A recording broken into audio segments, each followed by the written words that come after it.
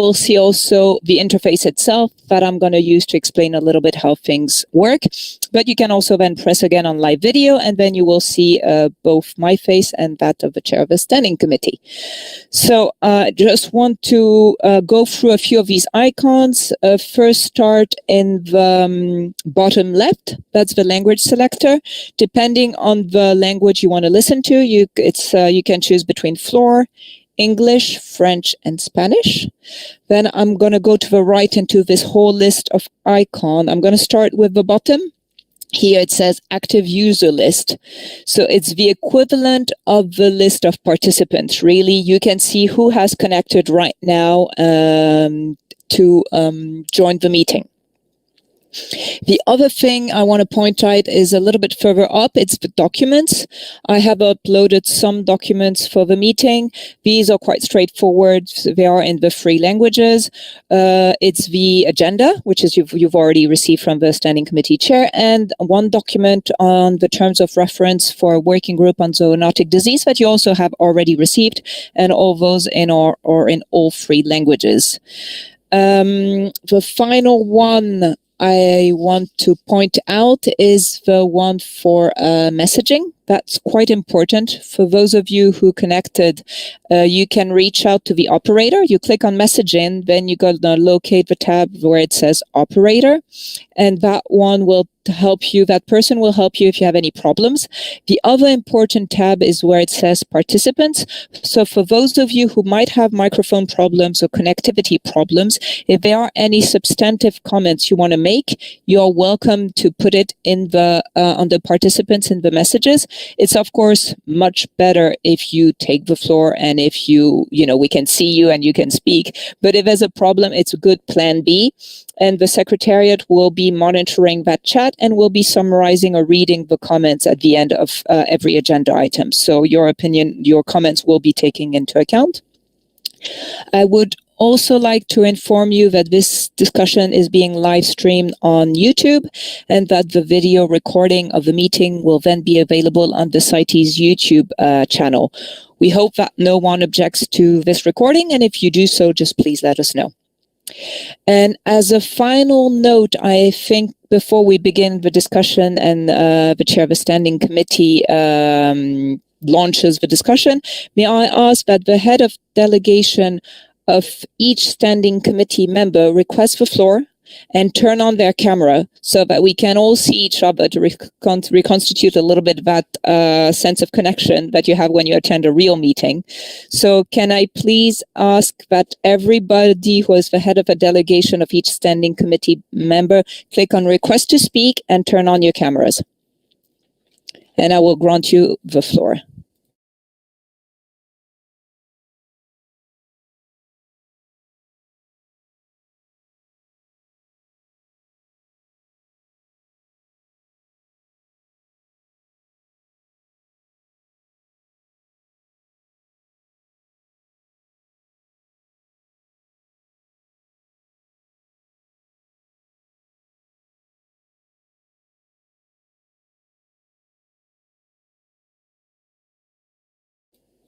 Maybe a few more can request the floor. We have quite a few on screen.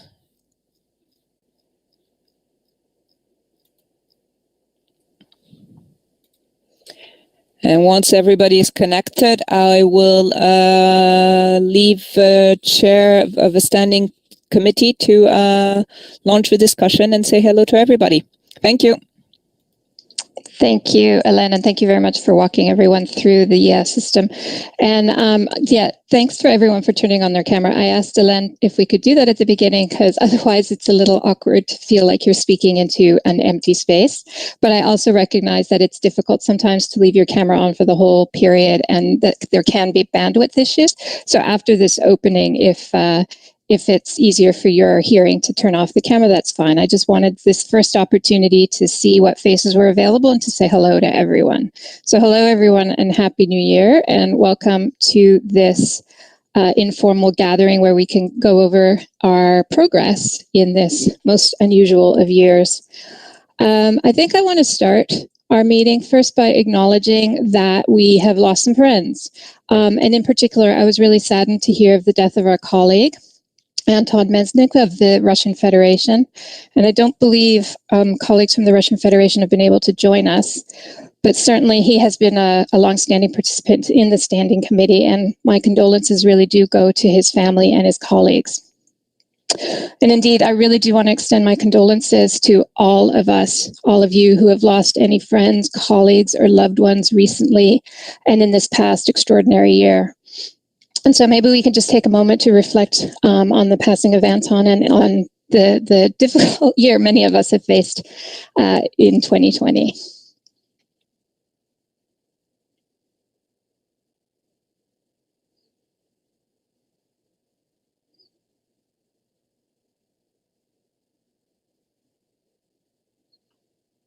Thank you, everyone.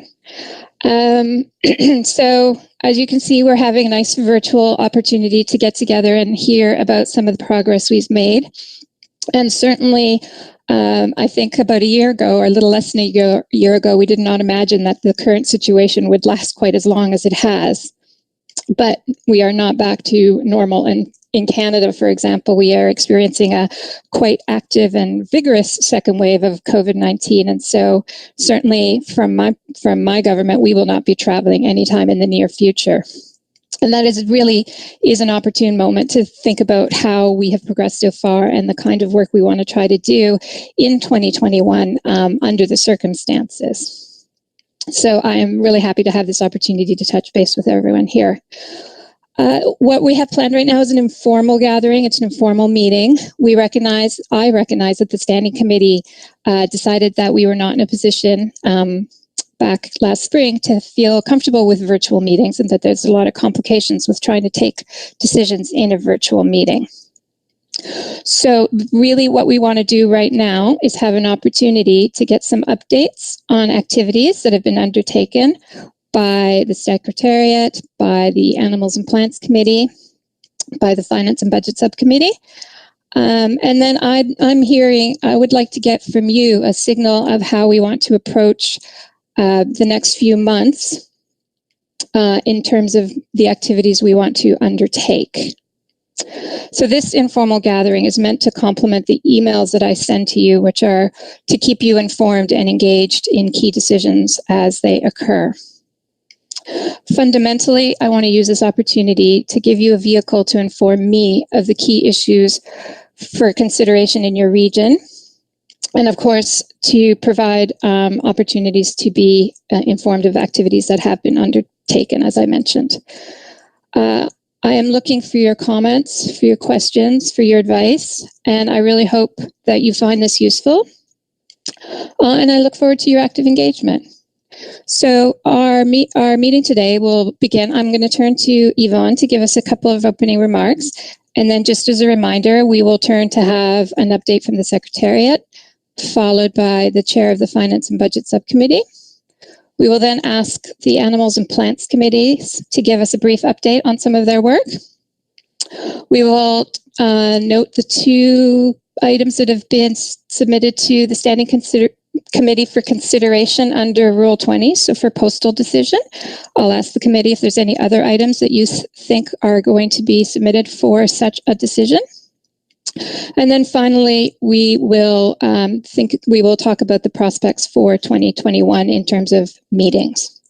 So with that, I will ask Yvonne, please, to make some opening remarks.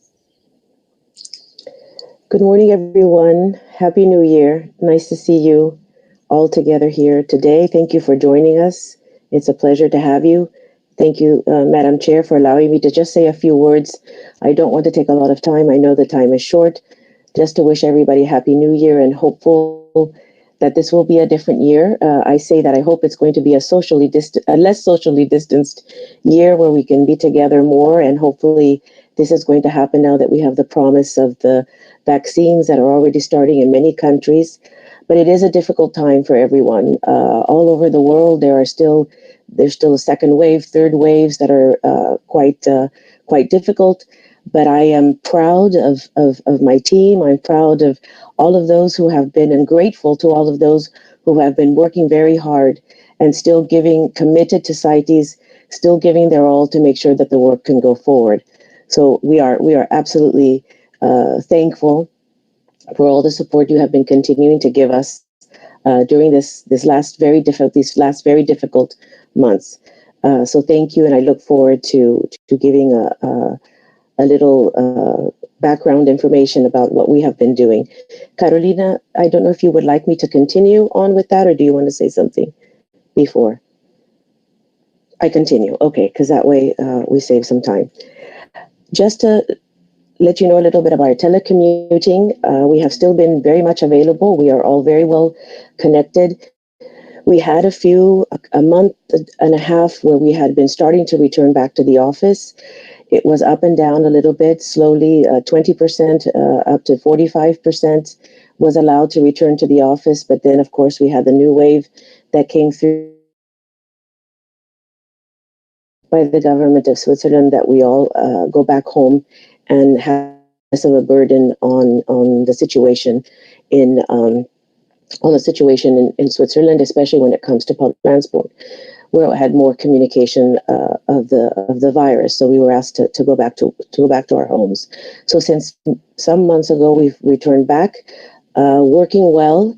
We continue the routine work. You have seen we have already released 63 notifications since we have started this remote working. All the documents for the originally scheduled AC31 and PC25 were produced on schedule, and the Secretariat has fully supported the intersessional work of the science committees. We also have moved forward on a number of studies and projects that were emanating from COP18. And for example, I can give you the new NDF guidance, a review of significant trade database, the species studies on big cats, on vultures, amphibians, eels, seahorses, boswellia, ornamental fish, etc. All of this work is going on, plus the project work that we had on sharks and rays, teat fish, queen conch, etc. We have been taking active part in all of the global discussions on COVID-19 and zoonotic disease issues, either taking an active part or monitoring these to try to always ensure that the CITES, I would say, CITES advantages that we have already with resolutions, etc., that do ensure that disease emergence doesn't happen, particularly with transport and other ways that CITES operates. We have been supporting all of the Standing Committee intersessional working groups, and here's a very brief summary of the status of the work of these working groups. For example, rules of procedure, which has been chaired by Canada. We are making good progress on all aspects of the mandate and should be able to complete its work before the next meeting of the Standing Committee.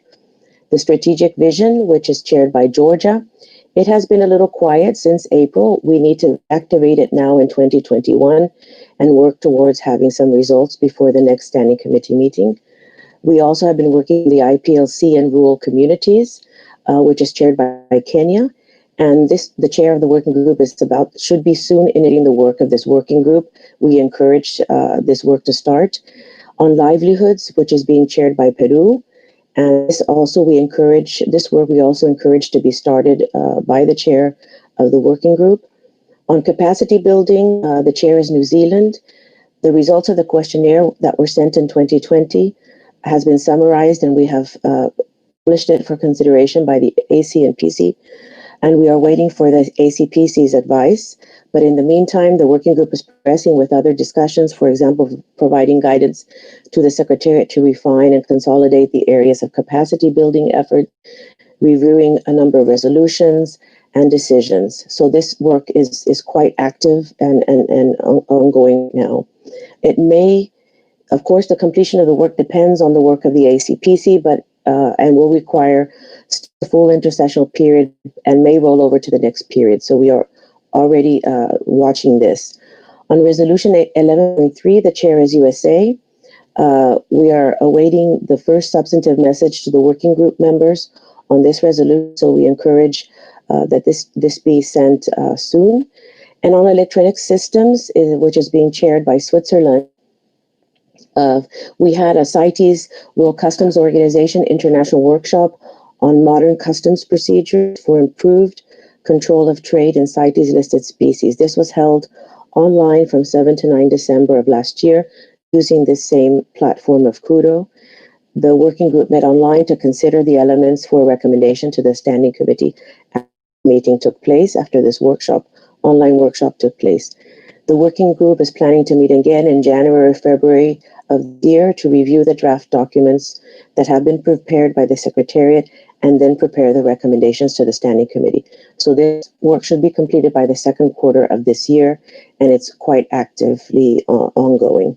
On purpose codes, the Chair of Australia is quite active, progressing well on definitions, amendments, and other complex aspects of the TORs.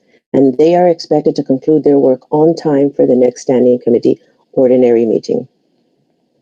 On biotechnology, which is chaired by China, the working group has identified potential types and cases of parts or derivatives produced through biotechnology and will focus on providing advice on guidance on those.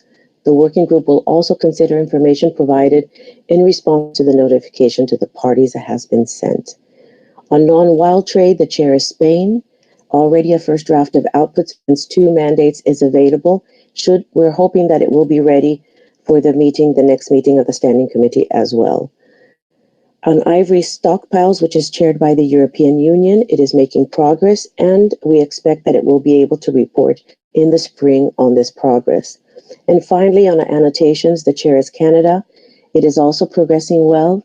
It has identified a list of priority issues to be addressed, and it is expected that the working group will be able to present recommendations on those issues to the next meeting of the Standing Committee.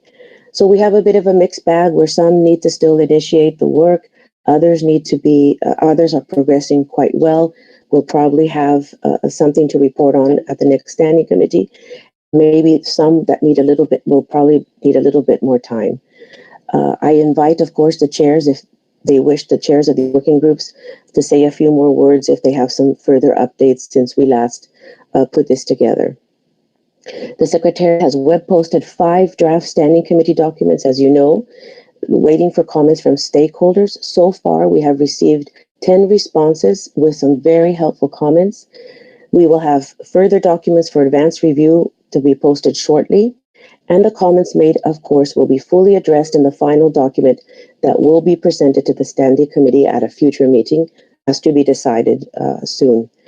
We have also released 14 information documents which update parties and stakeholders on progress with ongoing compliance work, and these were posted on the CITES website in November. Thank you, Madam Chair. Thank you very much, Yvonne, for providing us with that short summary of your activities. And that was really useful and quite thorough. So I appreciate that very much. It gives me a good sense of where we've made some progress. So before I turn to the next agenda item, I will see if there's any questions from members of the Standing Committee. If you have any questions, please just request the floor. And then Ellen or someone will alert me.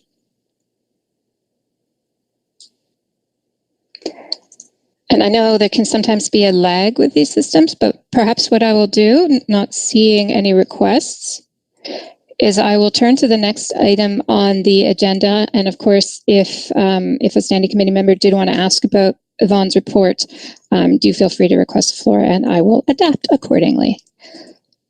So the next item we wanted to talk about was to get a briefing from the work of the Finance and Budget Subcommittee. And so I believe our colleagues from Switzerland are going to take the lead on that. So I will ask, I don't know if Martin is on the line or whom is going to make that presentation. So please take the floor.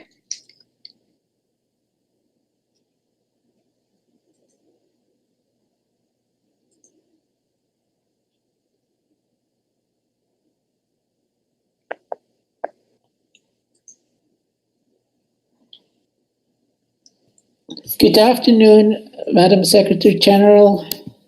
Good afternoon, colleagues. Can you hear me? And I think my camera is now working as well to switch computer because our governmental infrastructure wouldn't allow me to do so. But now with private means, I think I can join you. Thank you very much. Thank you, Madam Chair. Regarding your request, Madam Chair, we had an online meeting of the subcommittee on Budget and Finance was held on 15th of October. Switzerland was asked as the depository government to act as the interim chair, which we accepted, in an understanding that we do that on an interim basis, and as soon as we can meet physically, an ordinary chair will be appointed by the subcommittee. The Secretariat was so kind to support us with documentation, which we will review and discuss. If you allow, Madam Chair, I will give you a short summary of the major items. As you know, we are an advisory committee, so we do not take discussions, but we prepare for your advice, Madam Chair of the Standing Committee, decisions. So we proposed you that on an exceptional basis, the SC should approve a transfer of savings in the amount of $280,700 from the 2020's meetings line into 2021. As I understand, but please correct me if I was wrong, we only got so far one comment by Japan, but it was more of an annotation, and I think Japan as well, which is another member of the Standing Committee, would agree with that proposal. Madam Chair, you put that proposal in the postal electronic vote in an understanding with an adoption by 25th January. So what we are dealing with now is on an informational basis, and it is up with the members of the Standing Committee to make a decision by the 25th January.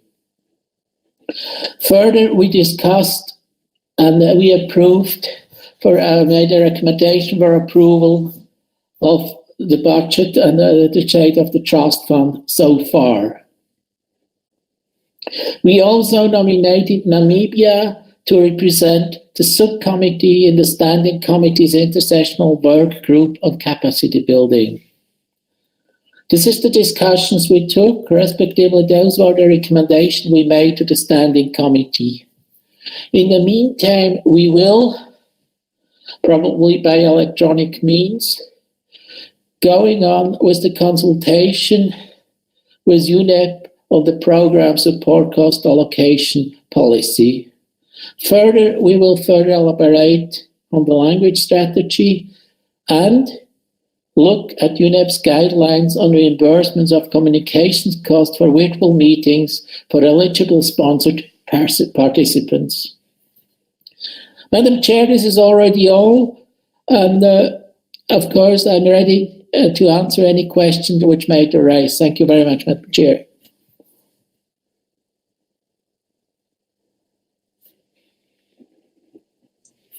Thanks. Sorry about that. My mouse escaped me for a second. Thank you very much, Martin and Switzerland, for agreeing to be our interim chair and for making that report.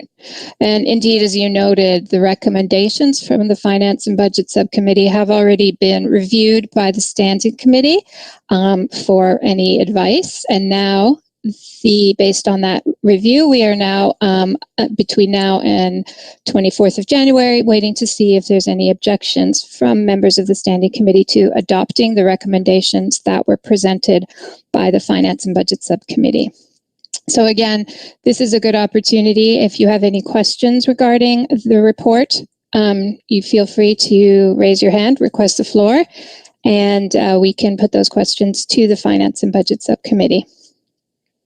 And I will say that our colleague referenced the ongoing discussions with UNEP consultations. As Standing Committee members know, I did also have a bilateral meeting, virtual meeting, with the Executive Director of UNEP, where this was one of the issues we discussed. And I am certainly hopeful that the Finance and Budget Subcommittee is getting some more of the detailed information that we discussed with the ED to help continue your discussions on the program support costs and the use of program support costs. And I believe UNEP has also offered to provide some detailed reporting on this work to the committee if it is useful. So again, I really want to thank you, Martin, and I want to see if there's any requests for the floor before we turn to the next agenda item. So, Len, Sophie, I think I see a request. Yes, that's Honduras. Okay, please then, Honduras, you have the floor.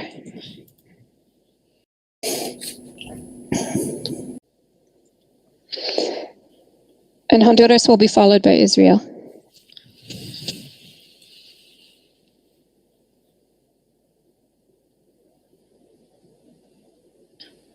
Señor Suazo, Mr. Suazo, you can speak. You need to just press the microphone button.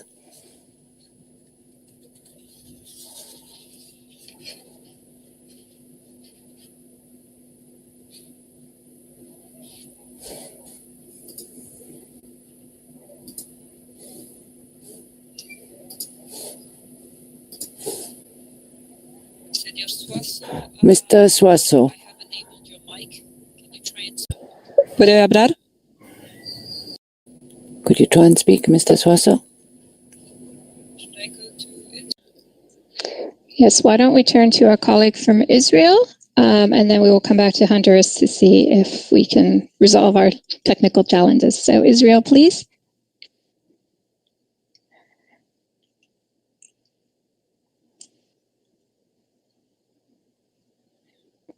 So you should know that when you're given the floor, your buttons will turn a different color. If you press the release mic, what happens is you remove yourself from the floor. So if you've accidentally done that, just simply request the floor again, and we will turn to you.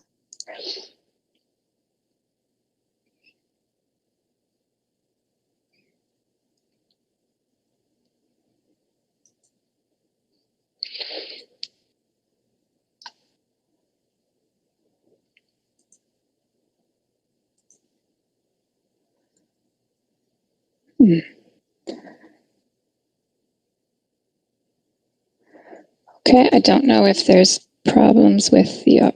Oh, here we go. Okay. Israel, please. Hi, good afternoon, good morning. My colleague Shira Yeshve was going to ask, but somehow she seems to be having some technical difficulties. And basically what we were trying to find out following the budget report is that there were a lot of issues that came up at the COP that were directed to the standing committee, and we would like to find out maybe a report from the Secretariat about a lot of these issues that were listed as pending funding, or that securing funding was needed in order for them to be activated and to be processed. So in terms of the budget, it's not directly to do with the budget report, but it has to do with the costs of projects and issues that were raised at COP18 in terms of items that needed funding to be obtained. So we would wonder if there's a report from the Secretary to the Standing Committee on this issue. Thank you. Thanks, Simon, and thank you for speaking on behalf of your colleague.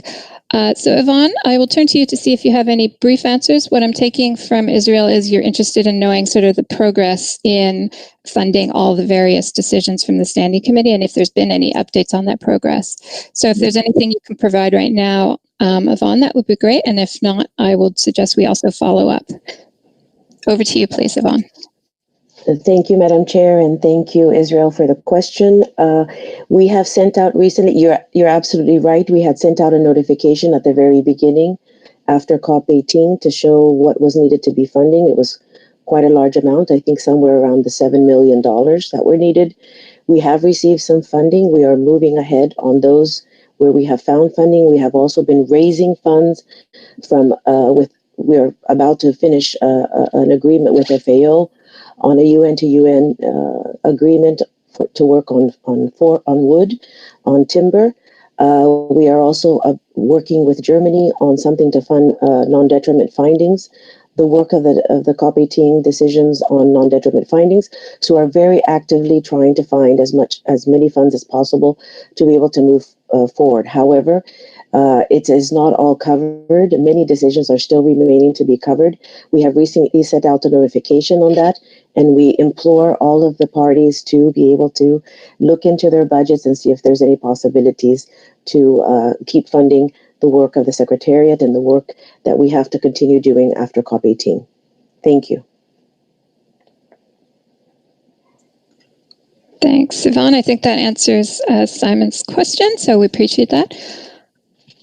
I don't see any further requests for the floor on this item. So I'm going to move us then to the next item, where we were going to get a summary of some of the work being undertaken by the chairs of the Animals and Plants Committee. I have my two chairs present. I don't know who was planning to speak first. Neither does our Animals Committee chair, so perhaps I will see, perhaps, Flor, if you're available, why don't we start with the Plants Committee? Oui, Madame la Présidente. Thank you, Madam, for giving me the floor. And I would like to extend greetings to all standing committee participants. So I want to thank for the opportunity. The summary of the implementation of the work assigned to the Plant Committee. This is accomplished through a roadmap to coordinate 2020 to 2021 virtual or e-work by a way forward each of the 41 PC25 agenda items, if appropriate.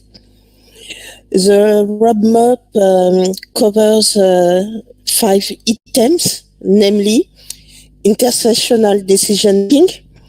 The second is about formal intersessional working group, then informal PC working groups, consultation of PC members via a closed intersessional process, and for the end activities for which no action is envisaged before PC25. For your information, this roadmap was agreed by the Plant Committee.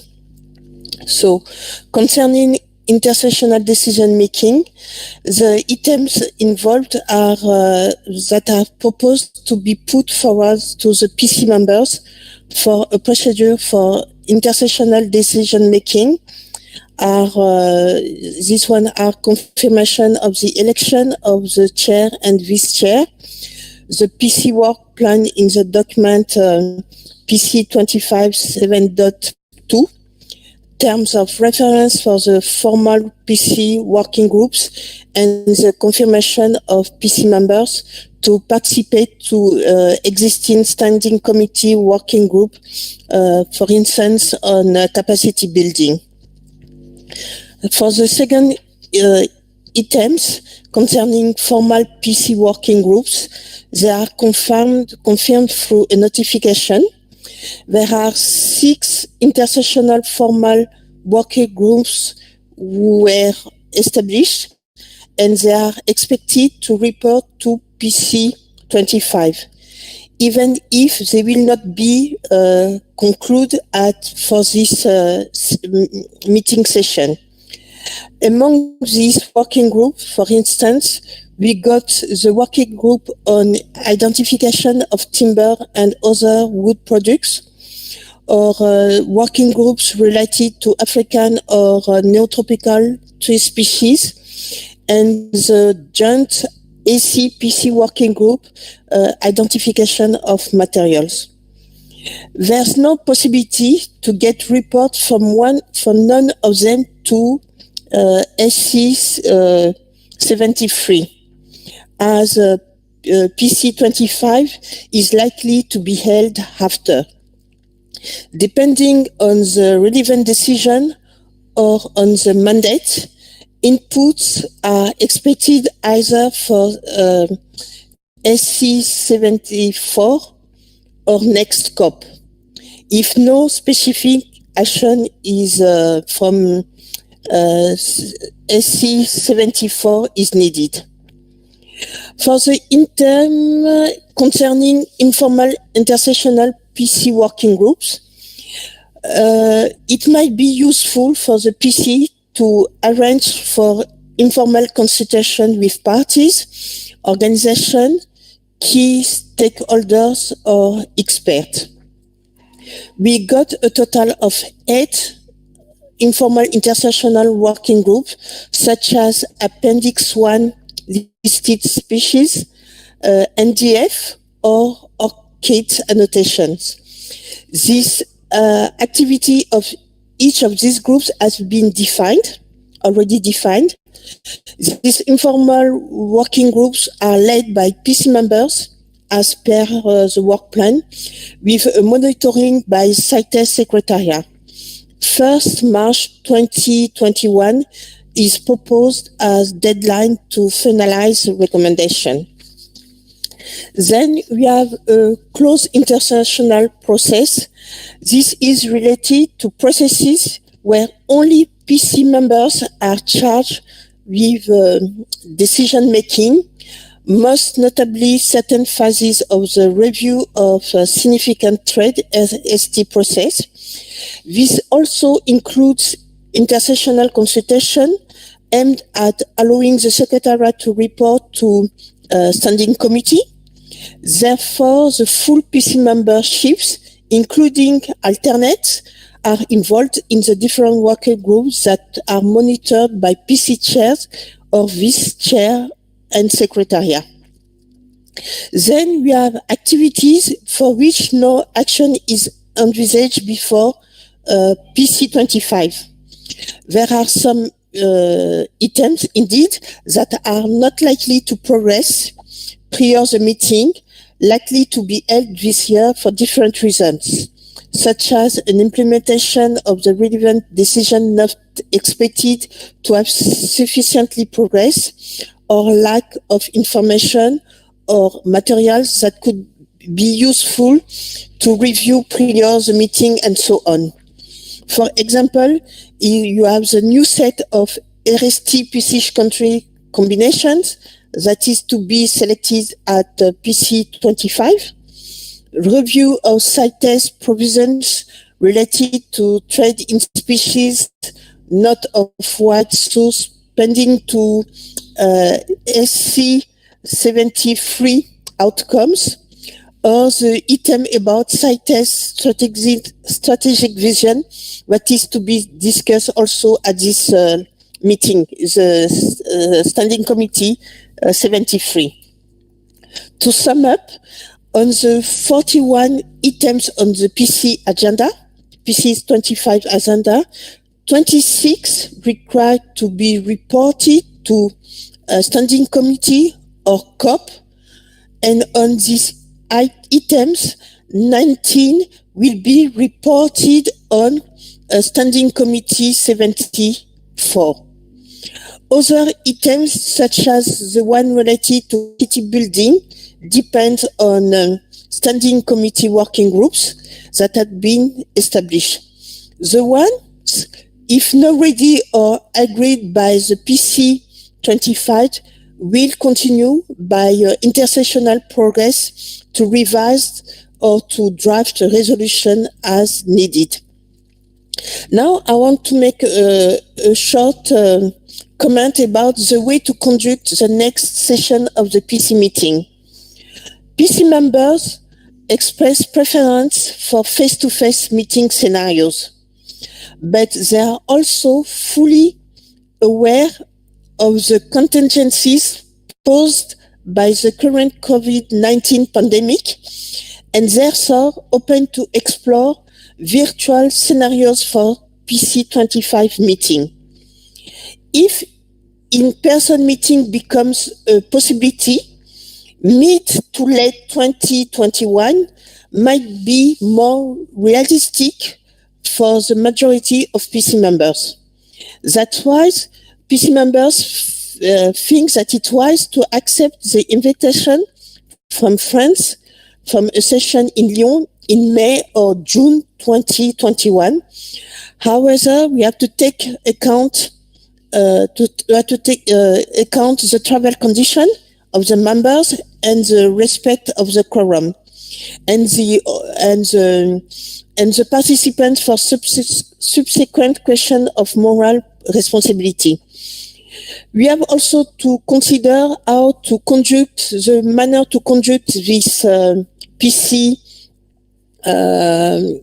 25 meeting in case of a virtual one with a working program session across time zones to optimize participant attendance. For important items, because of large discussions that might arise from them, we have to choose schedules that can accommodate maximum of people. And PC members agreed to schedule a call by early February. Je vous remercie pour votre attention. Merci, Flood. That was a very thorough report, which is greatly appreciated. So we heard from Flood on some of the activities of the agenda, the COP agenda items that were directed to the Plants Committee. And we also heard at the end a bit of some of reflection from the Plants Committee members in terms of advancing their work possibly through a virtual meeting in light of the current COVID situation.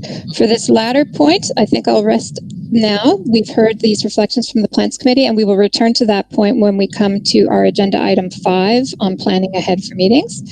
And before I open the floor for questions, I'm going to turn to the chair of the Animals Committee to provide his update, and then I'll ask the standing committee members to request the floor if they have any questions regarding these two updates. So I will turn now to the chair of the Animals Committee. Matthias, please, you have the floor. Thank you, Chair, for giving me the floor. I will report on the activities of the Animals Committee since we last had contact with the Standing Committee. So following the postponement of the 31st meeting of the Animals Committee, which was scheduled to take place from 13th to 17th July 2020, the Secretariat initiated a procedure for intersessional decision-making in accordance with Rule 19 of the Rules of Procedure of the Animals Committee. The results of this intersessional decision-making procedure was reported in notification 057/2020 to the parties on 22nd September of 2020, namely the following: confirmation of the election of the AC Chair and Vice Chair, approval of the AC work plan as outlined in document AC 31 Doc 7.2, the nomination of Cecilia Lougheed, the alternate representative of the North American region, as AC representative on SC working group on capacity building, agreement on the scope of the work on marine and ornamental fish, and agreement to establish 6 formal working groups and call for interested members, namely definition of the term appropriate and acceptable destinations, West African vultures, precious corals, African lions, zoological nomenclature, and ID materials. This is a joint working group with the Plants Committee. The members of the Animals Committee subsequently met virtually on the 27th of November in 2 two-hour sessions to agree on a roadmap for this intersessional work for 2020 and 2021. The roadmap was developed working towards a meeting in May or early June of 2021. In addition to the 6 formal working groups, the members also agreed to advance a number of additional items through informal discussion groups or via intersessional processes that are restricted to the members. Assigning a coordinator to lead on each of these items was also done. Concerning the 6 formal working groups, the membership has meanwhile been finalized, and the chairs and co-chairs have made contact with the members to get the work underway in these working groups. They are expected to deliver outputs by mid-March 2021. We also agreed to arrange another virtual meeting of the AC members in early February to discuss what progress has been made with the various working groups, formal working groups. In addition, a total of informal discussion groups, as mentioned before, will be established, consisting of members and invited experts who will be consulted on an ad hoc basis. For instance, when a study or report becomes available for review. And the topics that we will look at include Appendix 1 listed species, NDFs, sturgeon and paddlefish, amphibians, eels, sharks and rays, seahorses, pangolins, songbirds, banggai cardinal fish, cygantelope, queen conch, tortoises and freshwater turtles, and marine ornamental fishes. The membership of these small informal groups will be decided on by the coordinator of the group, which is always a member of the Animals Committee, in consultation with the AC chair. Outputs of these informal discussion groups will be on a case-by-case basis. They could take the form of a written report, verbal update, or information document, depending on timing and the progress made intersessionally. Some items that involve consultation with the members of the committee through the chair, for instance, consultations on the resolution Conf 12.8, on the review of significant trade, or resolution Conf 17.7 on captive breeding, will take place as outlined in the relevant resolution. Informal consultation may also occur with members on additional items as and when the need arises. Concerning the selection of new species country combinations under both of these processes, it is suggested that no new cases would be selected for a review in the event of a virtual meeting scenario. We think that these decisions take a good consultation with as many members as possible, and therefore we don't think that a virtual meeting could satisfy that. The next round of cases selected for review would therefore occur at the first meeting of the AC after COP19, in line with progress and timeline set out in the resolutions. For your information, there's also a web page dedicated to the intersessional work of the AC. It has been established and it provides updates on the ongoing work if you are interested to be updated in the meantime. In terms of planning the Standing Committee's work program for 2021, it should be noted that there are 26 items where the Animals Committee is expected to provide inputs to the SC agenda. Of these 26 items, 8 are to be discussed jointly with the Plants Committee. These items could only be discussed at the September meeting of the Standing Committee, particularly if it is proposed that there would be no discussion on compliance matter at the April meeting. Concerning the 2020 meetings input, I will rest here and I will come back to this item whenever you will table it again. And just let me highlight the continuing and professional and excellent support that the AC has been getting from the Secretariat, which is very much appreciated. Thank you, Chair. Thank you very much, Chair of the Animals and Chair of the Plants Committee. That was really wonderful to hear and to get a good update on your work.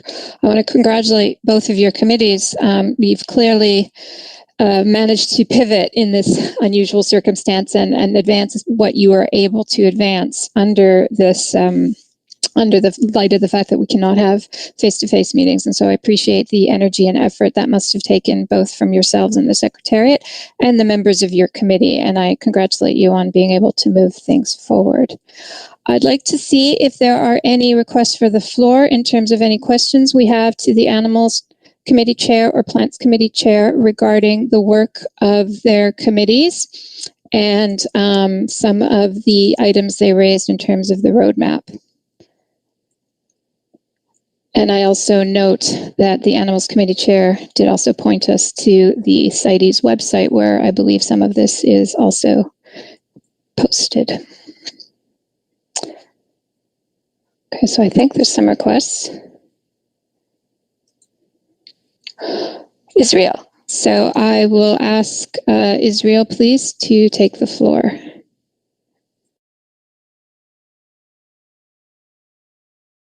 Yes, very briefly, thank you, Martin, for the report. We note that there seems to be quite a lot of these informal discussions, and we just want to be sure that there's going to be adequate transparency for observers and non-member parties to be able to input into this process. As you said, these are not necessarily for making decisions, but more for informing the committee on discussions. But I realize under the COVID situation, it's often hard to hold these open meetings, but we always have to be aware to ensure that there's plenty of transparency of our work, and certainly for observers to have an opportunity to know what's going on and that decisions aren't being made behind their back. Thank you. Thanks, Israel. And I see Flor, you wanted to take the floor. Do you want to react? Merci. Merci Israël pour... Thank you, and thank you, Israel, for raising that question. We do indeed endeavor to ensure we have maximum participation, and Matthias and I certainly feel very strongly that no decisions should be taken behind anybody's back. That's why earlier when I made my presentations, I did say that even if we have a virtual meeting, we have to ensure that as many people as possible participate. We also want to ensure that we fully respect our rules governing quorum. That is fundamental, as is maximum participation. That is why we're going to be looking at all of this with our members and people with whom we work at our joint meetings with the Animals Committee to ensure that we act as if we are having face-to-face meetings. In other words, it's not because we are having to deal with this COVID pandemic that we should in any way fail to respect our procedures. Thank you. Respond to Simon's question, and I think Chair of the Animals Committee, did you want to follow up? Yes, I can only confirm what just Flor, the PC chair, has mentioned. It is also for us absolutely clear that we will not work behind the back of anybody. So depending on the topic that we will be discussing in informal processes, we make sure that the interested parties and organizations are with us. So you don't need to worry about that. Thank you. Thank you, Animals Committee Chair. And I trust that the members of the Standing Committee, having heard these reports, you can also report back to your regions and ensure that parties in your region are also aware. And we always have the Secretariat and the Chair's attention if we need it. So thank you. I don't see any further requests for the floor.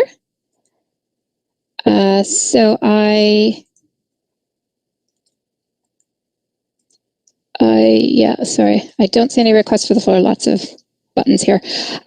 So perhaps I will leave it at that. We will return again to the question of how we progress in the future. And Flora has indicated some considerations regarding possible virtual meetings. And I definitely want to turn to that point at the end of our agenda. But before we do, let's turn to the fourth item we discussed, put on the agenda, which is information regarding future decisions via the Postal Procedure Rule 20. In particular, right now on the table, I have two items. One that the Secretariat has submitted on behalf of Guinea, I believe, and one that Canada has submitted on behalf of the North American region. So I think I will first turn to the Secretary General to describe the first item, and I trust everyone has already received the email to start that postal procedure. So Secretary General, you have the floor.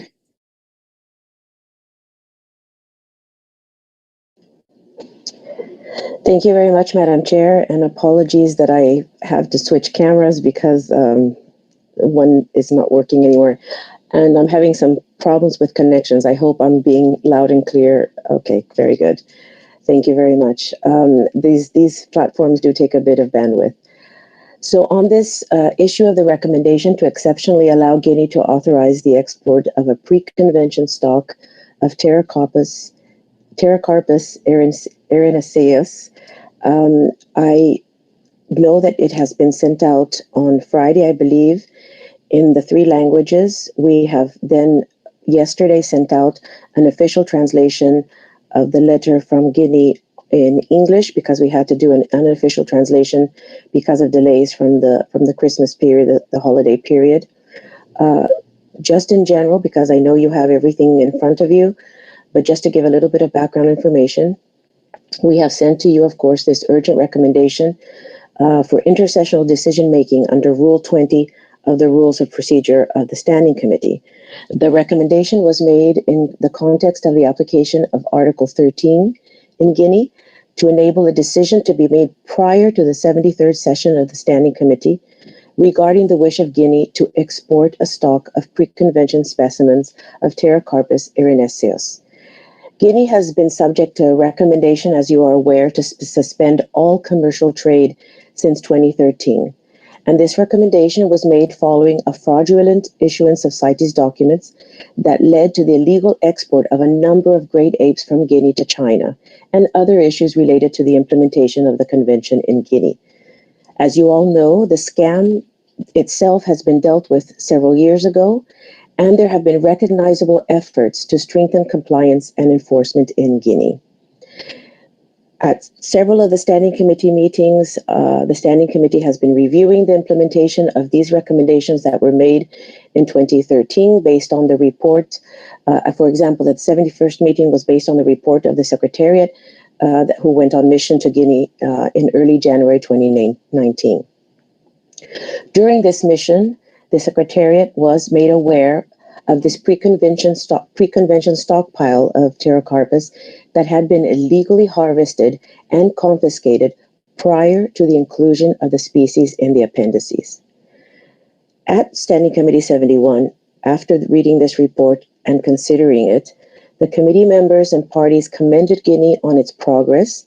Many members and parties supported the recommendations proposed by the Secretariat and requested more detailed information regarding the safeguards to be put in place for the export of the stockpile of these pre-convention Pterocarpus to ensure that the export would not be a driver of illegal logging. Some parties also spoke in favor of lifting the trade suspension and allowing the export of the stockpiled. So the committee agreed on a new set of recommendations to bring Guinea into full compliance. And they specifically recommended adopting adequate safeguards to mitigate any potential risks associated with the export of this stockpile of pre-convention Pterocarpus, including a system to identify the logs to be exported and a possible establishment of a voluntary zero quota for export of Pterocarpus erinaceus harvested after the inclusion of the species in Appendix 2. So this would be after 2 January 2017. In the message that we have sent out to the Standing Committee, we have highlighted that Guinea has continued to make significant efforts to address the concerns and the recommendations of the Standing Committee, including regarding this pre-convention stockpile. Now, because of the continuous deterioration of the stockpile, the costs related to its maintenance and security, as well as the uncertainty as the date of the next session of the Standing Committee, Guinea has approached the Secretariat and requested this procedure under Rule 20. They have put in place the requested safeguard measures to ensure that the transparency and regularity of the export procedure of the stockpile will be guaranteed, and we've sent that information to you in the attachments of that message sent on Friday. They are summarized also in document SC 2020 Information 4. The Secretariat therefore recommends that the Standing Committee allow Guinea to authorize on an exceptional basis the issuance of pre-convention certificates for the export of the 14,000 square meters of pre-convention specimens of Pterocarpus, while at the same time maintaining the original suspension of commercial trade currently in force with regard to Guinea until the Standing Committee can meet again and review the implementation of the recommendations of the Standing Committee relating to the application of Article 13. So now that you have this in your hands, it has been explained in the message that was sent what the recommendation would be, which would be this exceptional allowance to export and import this stock of pre-convention specimens, to maintain all the other recommendations, and to request the Secretariat to issue a notification to the parties to take into account these decisions of the Standing Committee. It would have to go through the process of Rule 20, which means that by 17 February, we expect for you that you comment on those recommendations and let us know if there's anything that needs to be changed, that needs to be amended. We have also now communicated this recommendation via notification, and we have invited others to make. We invite others to provide their comments on these two recommendations, and we will ensure that any comments that we receive are communicated to the members. Following the period of 40 days, we will follow the procedures in paragraphs 2, 3, and 4 of Rule 20. So we will be in contact with you again after the end of the 40-day period concerning the steps we are to take. Thank you very much, Madam Chair. Thank you, Secretary General. So as Yvonne indicated, the Rule 20 process has begun for this particular request, the recommendation to exceptionally authorize the export of this pre-convention stock. So in terms of the decision-making, that's happening via the postal process, and your reactions and comments are requested for mid-February. So at this time, what I'd ask the Standing Committee to do is if you have any questions, if you want any clarifications or any remarks or observations regarding this request, this would be an opportune moment to provide them. It would be useful to myself and to the Secretary General. And otherwise, I look forward to your consultations with your region and your further inputs via the postal procedure on this particular question. I have a request to speak from Maroc. So please, Hayat, you have the floor.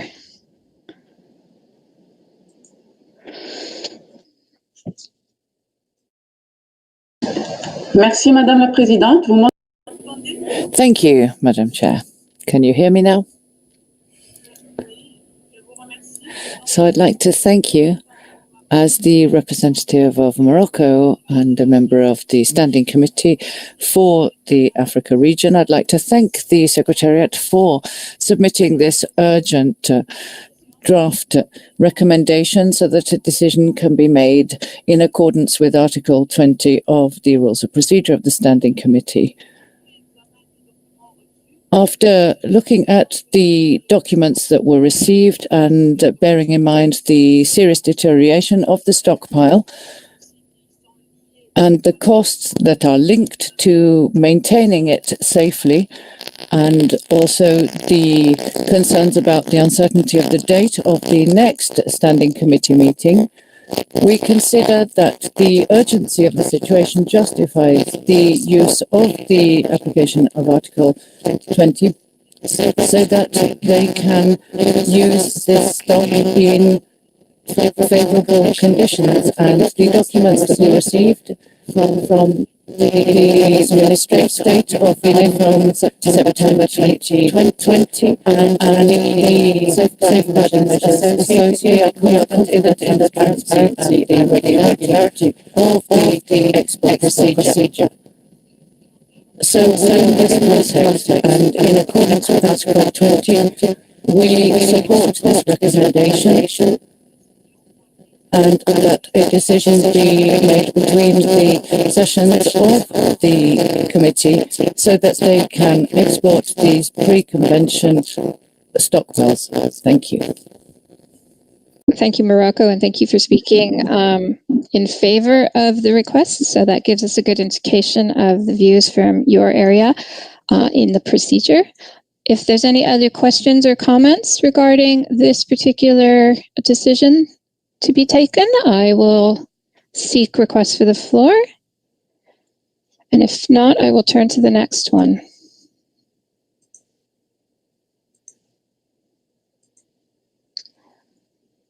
Okay. Okay. Seeing no further requests for the floor, I want to thank the Secretary General for presenting that, and also Morok for your comments on behalf of your region. As noted, the postal procedure has begun, and so I will look forward to your further comments via email by, I believe the deadline is February 17th. So thank you very much. The next item that has been shared with you in terms of a possible postal procedure is a recommendation to establish a new intersessional working group to consider what role, if any, CITES could play in reducing the risks of future zoonotic disease emergence associated with international wildlife trade. So I will present this for the North American region. So the North American region is presenting this proposal for an intersessional working group to the Standing Committee. We have not yet begun a formal postal procedure. The North American region wished to first provide the opportunity for the Standing Committee to see our suggestions and provide any comments that they might have. In particular, the North American region would suggest forming an intersessional working group on this topic, given it is timely and given that there has been quite a bit of international discussion on the role of wildlife trade and international wildlife trade in the transmission of zoonotic diseases. In the region, we have been approached and heard from a number of stakeholders and interested parties regarding various approaches that CITES could take or a role that CITES could play in this particular area. We've also seen a lot of discussion in other fora and in various virtual settings on the role of CITES. And so given that there is a significant amount of international interest and attention in overall in zoonotic disease transmission and also in the aspect of wildlife trade and international wildlife trade, we in the North American region thought it would be timely for the Standing Committee members to form an intersessional working group and bring some of this discussion into our CITES fora. As you've heard from the Secretary General, the CITES Secretariat has been tracking the discussions around this topic internationally. And so, as I'm sure many of you have, and so the goal here for the North American region right now is not necessarily to come to any strict conclusions, but really to be able to start engaging with CITES parties on this important topic within the CITES fora in order to share views on the various aspects of wildlife trade and zoonotic disease transmission and emergence, some of the contributions that CITES might be able to make, some opportunities that might exist that we as CITES parties would recommend being taken advantage of, or any constraints in terms of the limits of CITES roles. And then in doing so, the working group would report to the Standing Committee, who would ultimately bring recommendations to the Conference of the Parties, where a more formal mandate would be sought. So the proposal from the North American region right now is to for the Standing Committee to agree to adopt such an intersessional working group with the terms of reference that have been proposed in the document we provided. And that is a proposal that the North American region will submit for postal decision of the Standing Committee. So it will come again to you all via email, and then the postal procedure, the Rule 20 procedure would be followed, whereby your comments and input would be sought for 40 days, and then based on that, a recommendation would be made. So I appreciate the opportunity to present our thoughts from the North American region, and I look forward to hearing any reactions or feedback from the members of the Standing Committee. And I note that our colleagues from Belgium requested the floor, and I believe you may have requested the floor even for the earlier one. So please, Belgium, you have the floor, followed by Indonesia. Thank you, Madam Chair. I apologize for coming too late, but indeed my comment is regarding the previous topic on Guinea. And I have noticed in the proposal from Guinea that there would be an observer position for the European Union. or the EU delegation in that region. And we were wondering what that position would entail and what is really necessary and what is going to be required by that EU delegation, because we are not really sure on that, and we would ask for more information if that will be possible. Thank you. Thank you, Belgium. I will ask the Secretary General to take note of your question and we'll return to it. Unless, Yvonne, do you have any information you can provide to Belgium right now?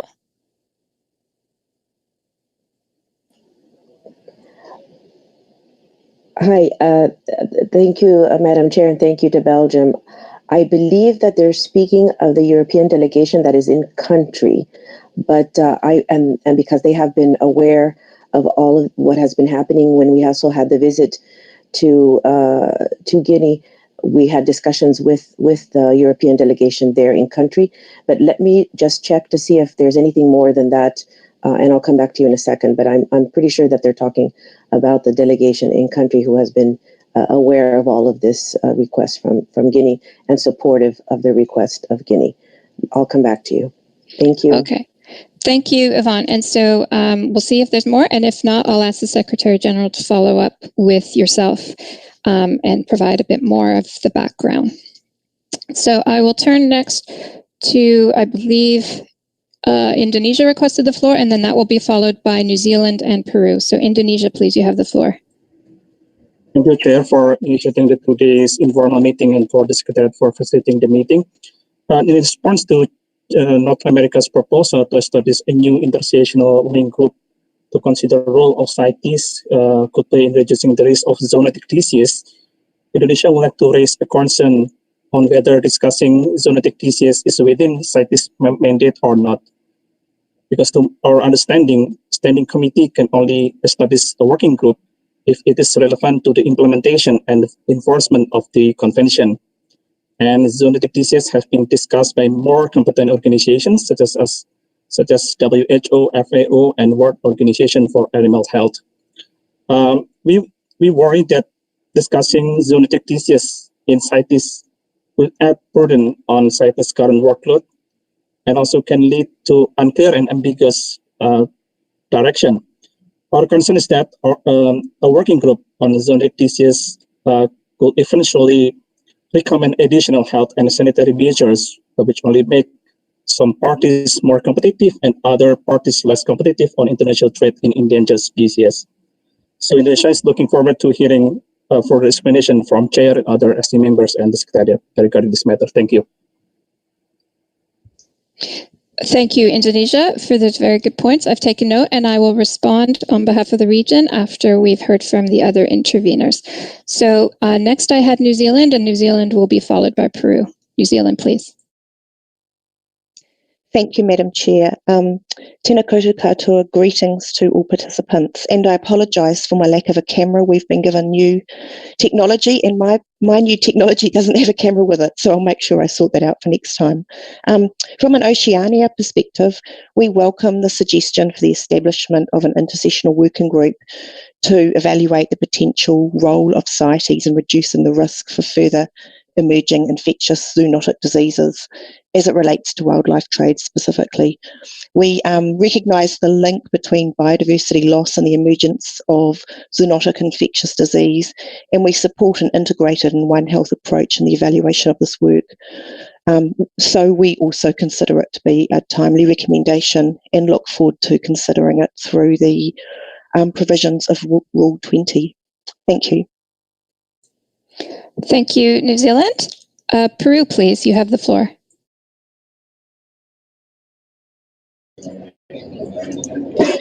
Muchas gracias. Buenos días con todos. Es un gusto saber que están bien. Y yo quisiera pronunciarme sobre. Thank you very much. It's a pleasure to be here with you, and I'm pleased to hear the proposal from the working group on the subject of zoonotic diseases. I think it's an excellent proposal, very necessary, given that the subject of zoonotic diseases is very much linked to management of fauna. We see it as very necessary to have a focus on health And we think that we should look at that balance between environmental, animal, and human health. It will bring many benefits. We have more than 40 zoonotic diseases identified in Peru, and they can seriously affect human health. In addition to rabies, we all know about that impact. So during the pandemic, from the very beginning, we've been in contact and we've had a virtual working group with countries in the South America and Central America region. And so we are united in looking for alternatives and improvements in the management of COVID-19, and that we should take up this responsibility, which is very closely linked to management of wildlife, in particular since we authorize the export of live species. Thank you. Muchas gracias. Thank you, Peru, for that intervention. I'm going to see if there's any other requests, and then I'm going to turn to address the comments. Okay. So thank you very much for those comments, which are exactly what the North American region was hoping to hear, was a bit of a view, given that this is, as Indonesia pointed out, a new and emerging topic, in terms of your regions and where your thinking is on this issue. So I appreciate the support from New Zealand and Peru. Speaking to Indonesia, I am very aware of the concerns you're raising, and certainly in the region we have thought about in terms of mandate and what the CITES Convention is meant to accomplish and what it's not meant to accomplish. So, for example, your commentary on CITES not being well positioned to provide detailed sanitary measures for trade, I fully take the point. I think what we're looking at here is similar to what other colleagues have raised, which is that wildlife trade has a part in the transmission of zoonotic diseases. And as a convention that is focused on wildlife trade, international wildlife trade in particular, there may or may not be a role that we wish to play as a convention. And this is obviously a decision for the parties to make. But as these conversations are occurring internationally, the region thought it was appropriate for the Standing Committee to start considering what kind of advice we would want to provide to the parties in terms of what role CITES may have. Certainly, internationally, we've heard a number of different ideas, including potentially working to expand the mandate of CITES, and we have some views on that we wish to share with the Standing Committee through this intersessional discussion. There may also be other opportunities in CITES. We have formed really good partnerships with other organizations, such as our work in IQWIC and working with some of the other international enforcement organizations, recognizing that they have an expertise, but that the work being done in those organizations also is relevant to our work here in CITES, and in turn that we wish to provide our advice and expertise. And so it's in that frame that the North American region wished to present this idea for a working group. I think, Indonesia, your points are really well taken, and North America would hope that you would join the working group and raise those points so that we are able to have a really fulsome discussion of all elements of this issue in anticipation of sort of this being an ongoing issue with likely some long-term impacts in terms of how we view movement of live animals internationally for quite some time. So I hope that helps explain a little bit of the intent from the North American region. As mentioned, I will be submitting this to the Standing Committee via email for postal decision, but I was really grateful to have the opportunity to present this on behalf of the region and get some early reactions. And so if there's no more requests for the floor, perhaps I will leave it at that, recognizing that, of course, decision-making will be subsequent to this. So I see the Secretary General raised her hand visually, so I will turn to Yvonne, please. Thank you, Madam Chair. I think because I'm connected, I have to raise my hand. Thank you. No, just to follow up on the question from Belgium, to confirm that it is the European Union delegation in country, that they are going to witness it, be an observer to the whole procedure of the export and of this timber if it were to be allowed, and that they would be as a Yes, as an observer to ensure that everything is carried out according to what has been accepted or accepted by the Standing Committee. So I just wanted to confirm that. Thank you. Thank you, Secretary General. And Belgium, I hope that helps answer your questions, but I do invite you to continue to liaise with Yvonne and the members of the Secretariat in order to get any further clarifications on that point. Okay, I don't see any further requests for the floor, so I will move us to the next item on our agenda, which is on a different tab, so give me one moment. Thank you. I'm still learning here. Okay, so before I neglected to mention that. So as you know, the Secretariat and North America has brought 2 items forward that we will be going through postal procedure. Before I turn to the last item on our agenda, which is a fairly substantive discussion, I would just invite any Standing Committee members who may be interested in engaging the Standing Committee in a postal decision to identify any items at this time. And of course, you've had this agenda item in front of you, so I imagine if you had something to present, you would have requested the floor. Okay, so I don't see any requests for the floor, so I will indeed turn to the next item on the agenda. So the last item we wanted to talk was about meetings of the committees in the upcoming 2021. When last we spoke, there was a plan and some tentative space set aside to have a face-to-face meeting of our committee in April. I know that will not be possible for us. Certainly from Canada, there will be no authorization for international travel in the spring, and I suspect this to be the case much through the North American summer and into more of the North American fall, so September, October. So in light of that, I think it's timely to have a good discussion about how we wish to proceed, as our last discussion was early on in this pandemic process, when perhaps our expectations were that the resolution would be a little bit more quick than it has been.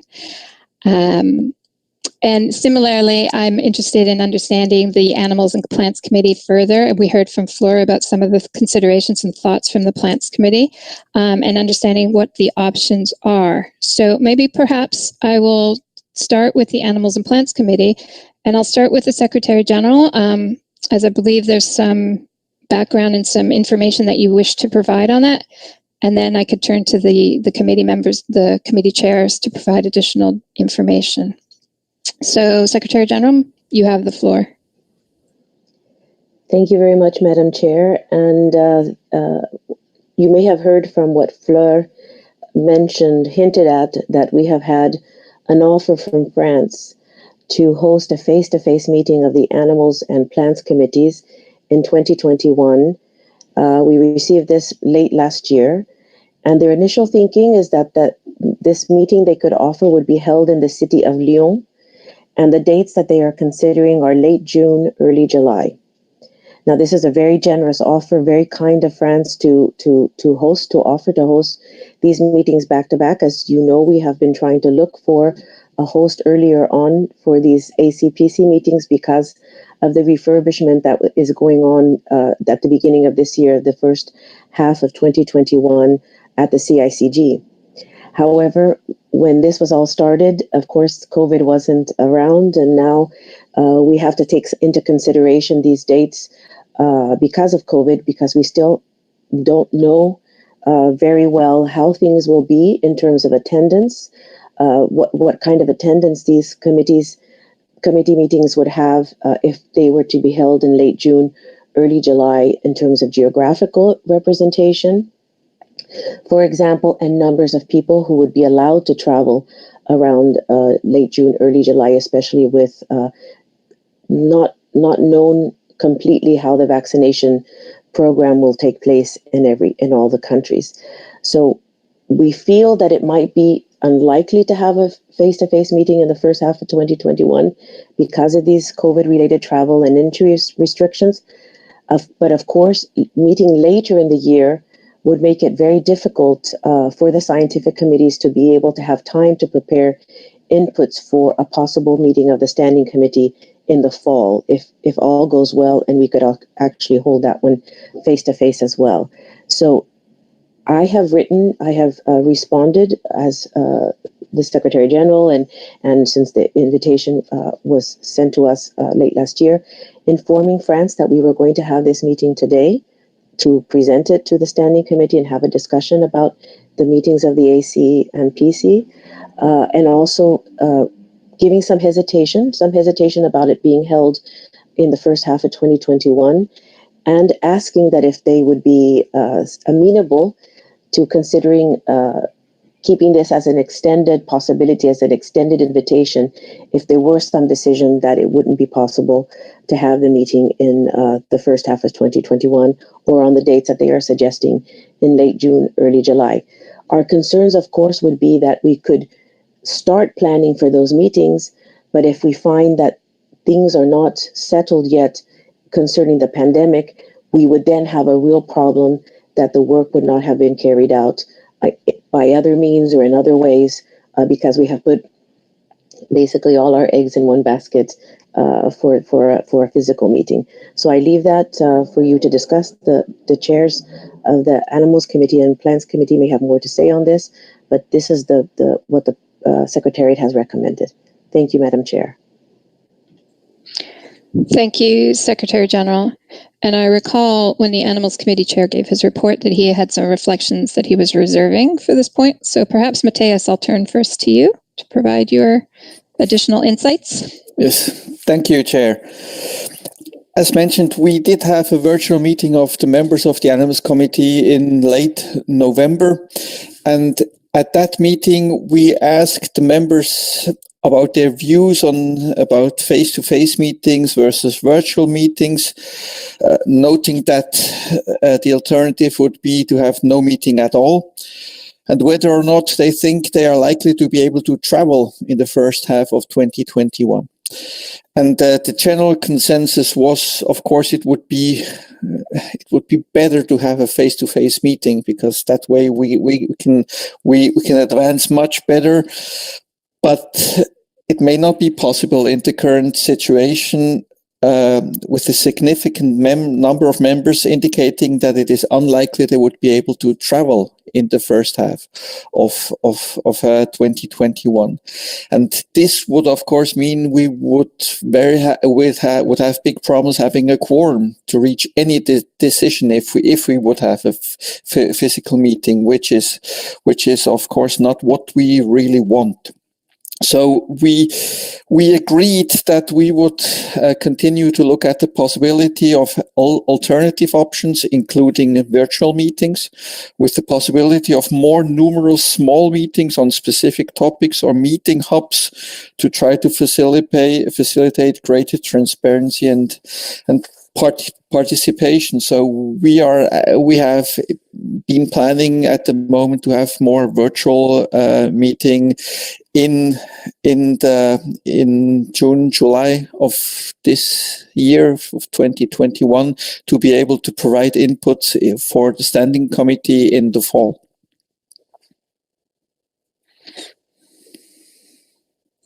Thank you, Chair. Thank you. Thanks, Matthias. And Floyd, you gave us a similar conclusion from your committee earlier, but did you want to add anything in terms of the planning for the Plants Committee?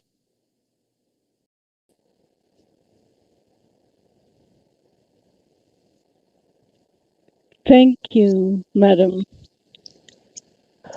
I do think that the matter has pretty well covered between what the Secretary General had to say as well as the chair of the Plants Committee.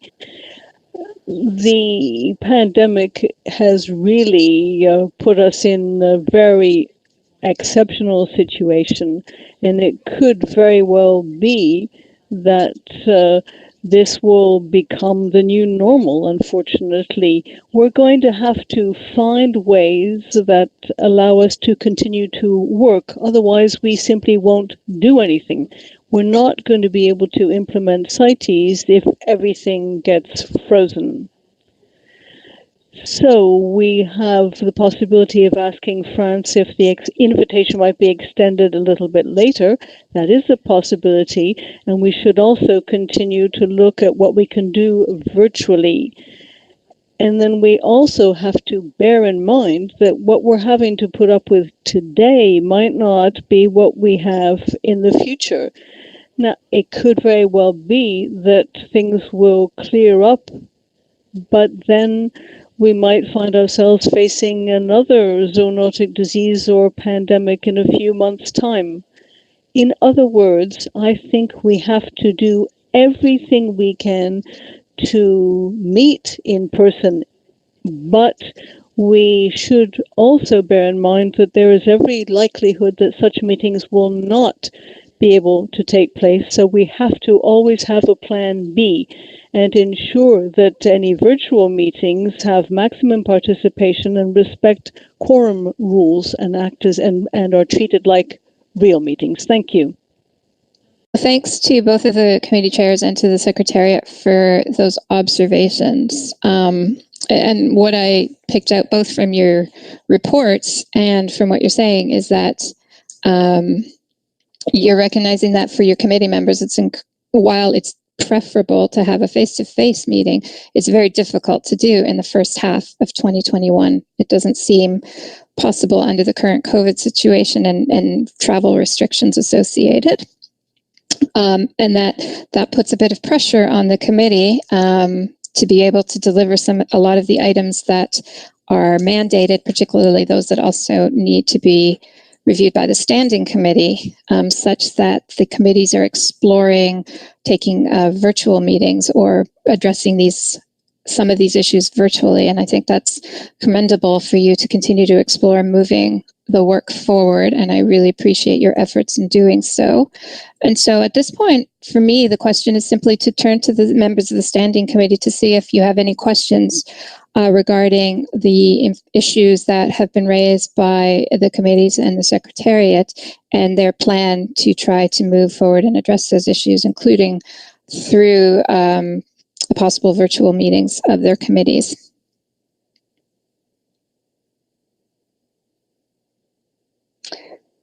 And I don't see any requests for the floor. Although, of course, sometimes there's a bit of a lag. So if you do have a request, feel free to ask to request the floor, and I can always turn back to our committee members and committee chairs. But I think that does now help turn us to our own committee and what our plans are for the standing committee in light of the current situations.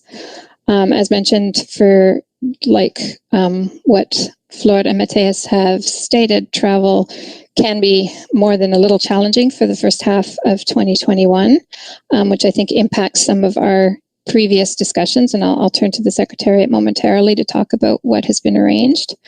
And that, as a committee chair, that makes me quite mindful of the fact that it may be that our next opportunity to meet and make decisions on our extensive mandate is in the fall. And that's quite shortly before plans for the next COP. And so I wish to explore with you, committee members, your flexibility and in looking at some alternate means for moving forward decisions in light of the current situation.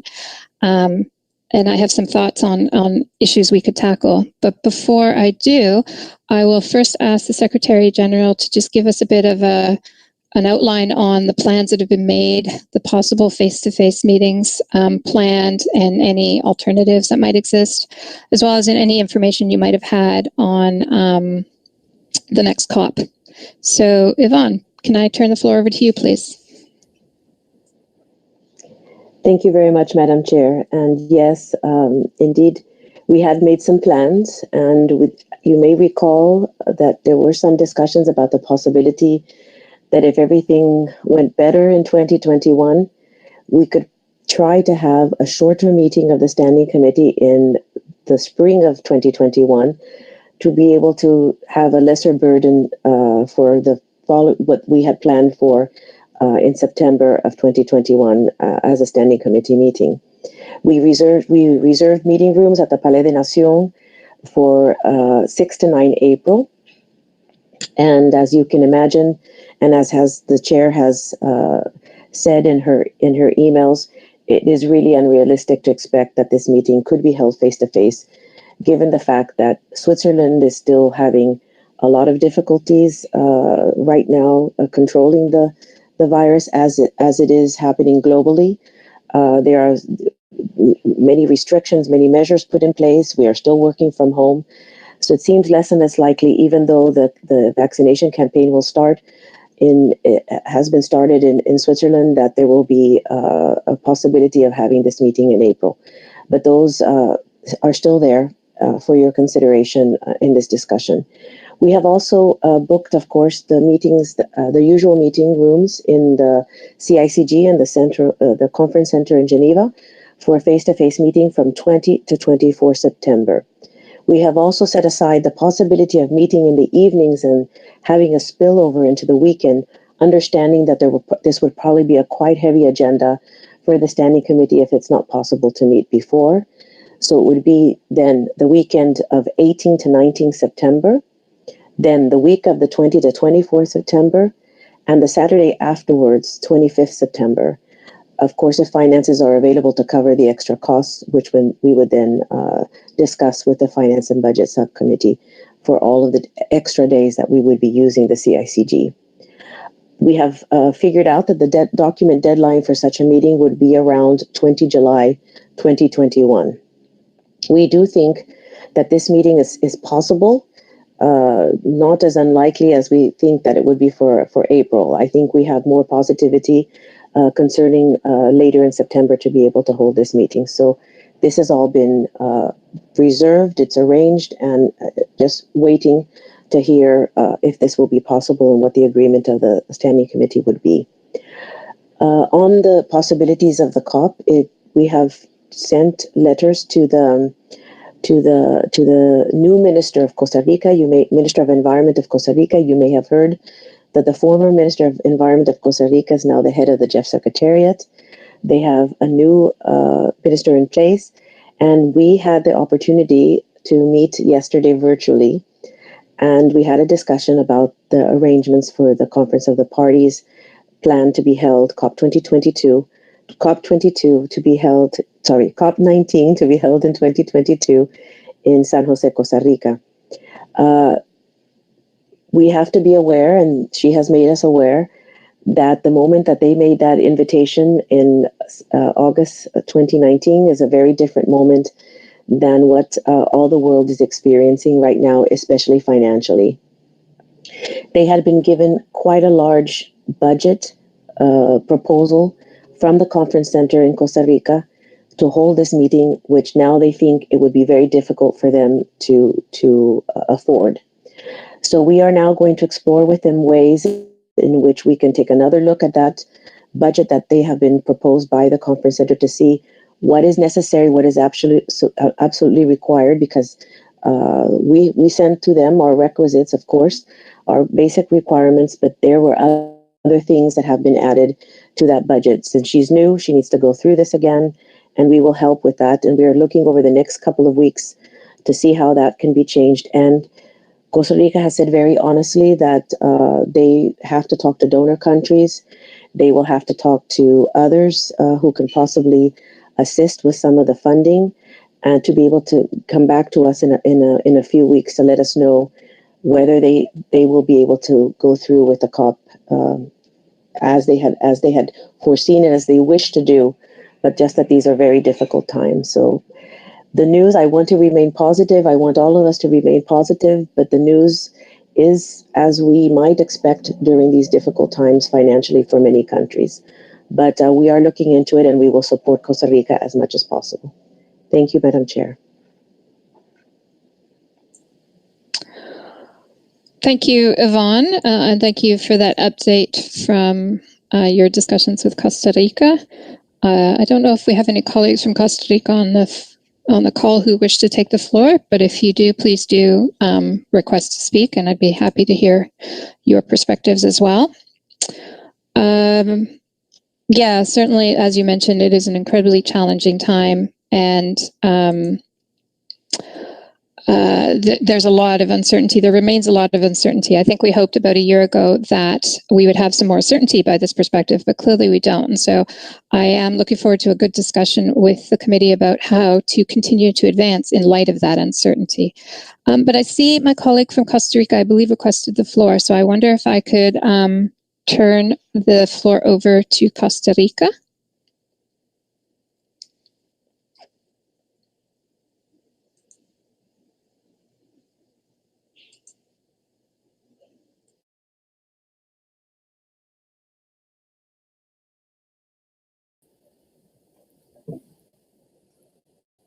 Sí, buenos días. Greetings, and thank you, Madam, for giving me the floor. Indeed, as the Secretary General has already said, we have had a meeting on the subject. We have discussed the possibility of Costa Rica hosting the COP. We're now, however, in a different situation, and there have been changes in the ministry. So we are going to have to think also about the elections that we have forthcoming in February and in April. And that too has called into question possible dates for our hosting the COP. All of this is under discussion, and we are certainly going to keep the Secretary General apprised of the situation and let her know when we're in a position to take a decision. It is certainly our hope that Costa Rica will be able to host the COP. We will keep you aware of developments. Thank you, Madam. And so, yeah, the committee will look forward to any continued updates.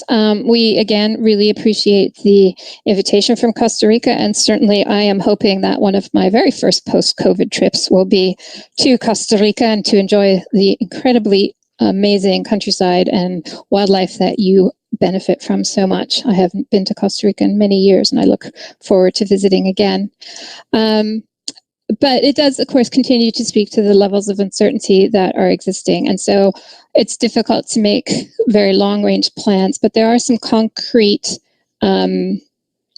elements right now that I think merit our discussion in terms of how we move forward. So as we heard from the Secretary General, there are room reservations for our face-to-face meeting in September.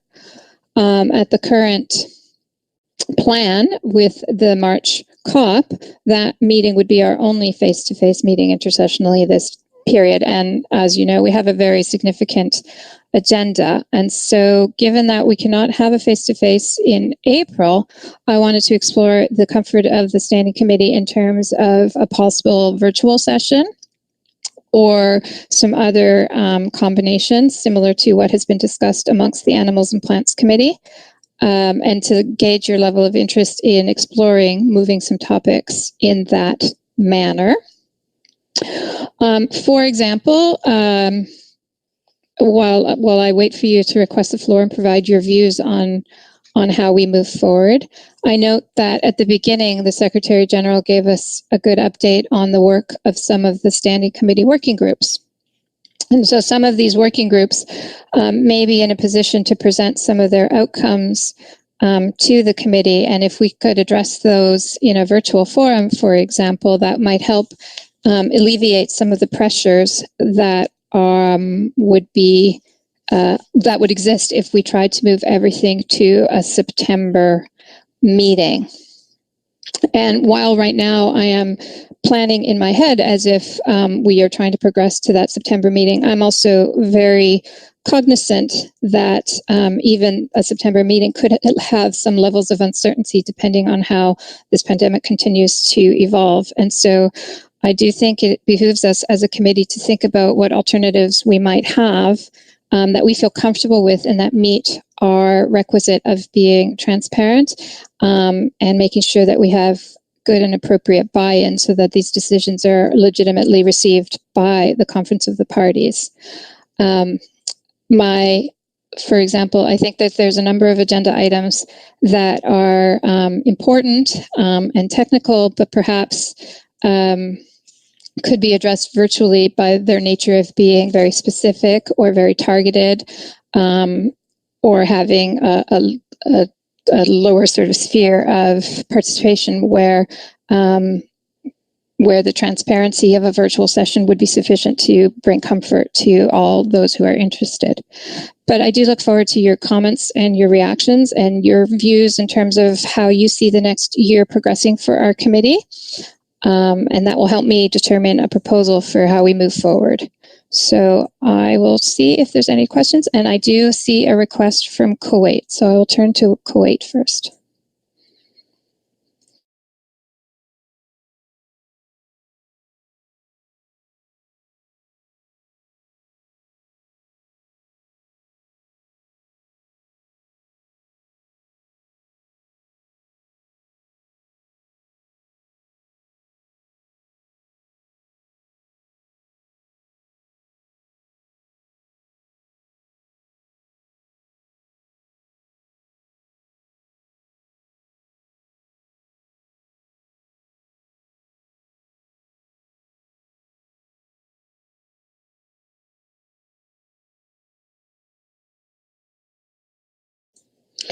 There seems to be some challenges in providing the floor to Kuwait, so I'll ask the operators to try to liaise with Kuwait to address those challenges.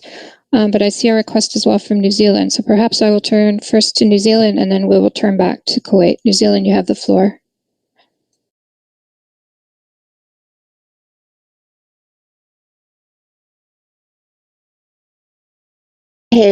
We share the continued uncertainty about international travel for work purposes from our part of the world, and we have no certainty about when that will change.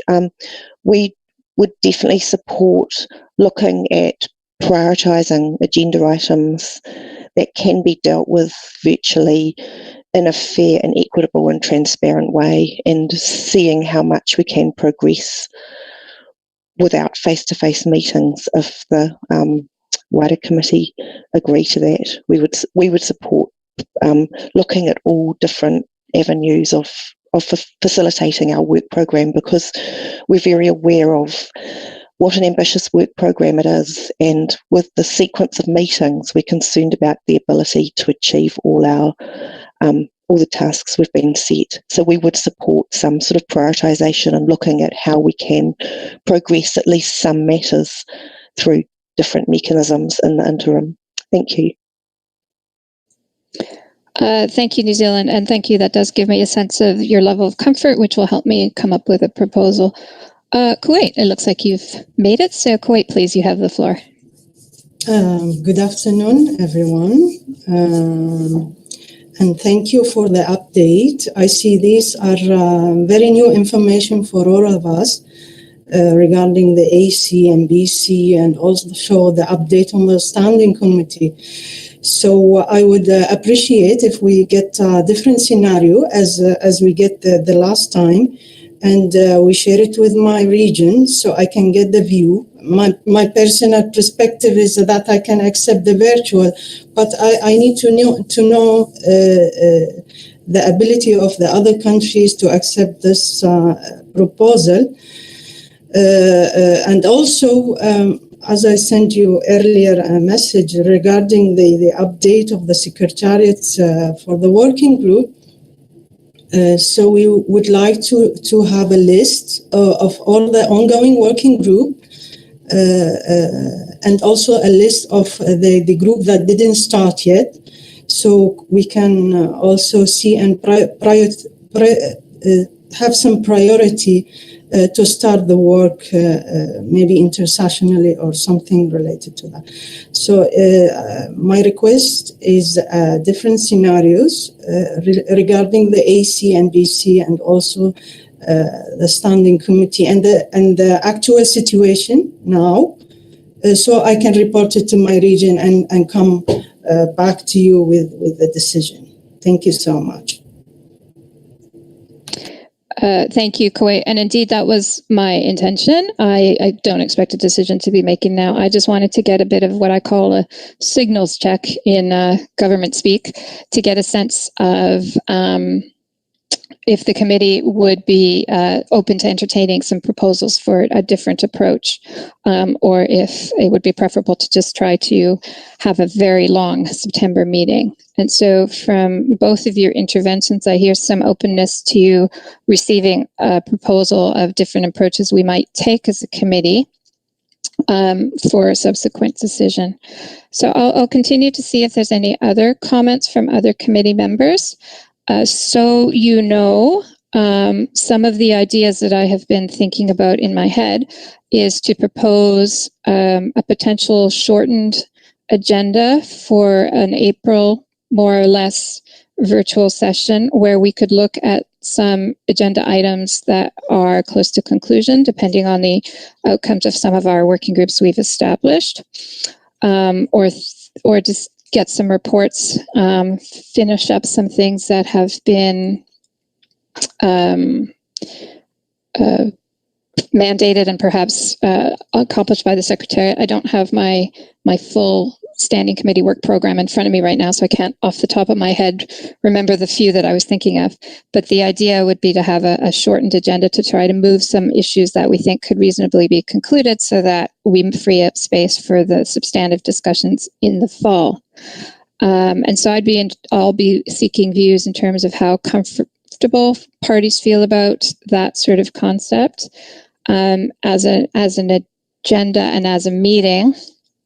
We would be looking at a platform like this one and be discussing issues amongst the committee. We'd be looking, however, to look at opportunities to open it up. Right now, as you know, we have live streaming, and so there are opportunities for our country's CITES parties who are not members of the committee or observers to observe our meeting, and we will look at opening up how we can make sure there's good interaction. It'll depend, frankly, on bandwidth and the capacity of the systems. Other thoughts I had was if that was felt to be overly difficult, perhaps. I know time zone is a real issue. I congratulate New Zealand for their ability to stay up late. So if that's a difficult thing, the other thought I could create a calendar where we could have short sessions like this one, dealing with one or two agenda items at most and moving those in a virtual setting.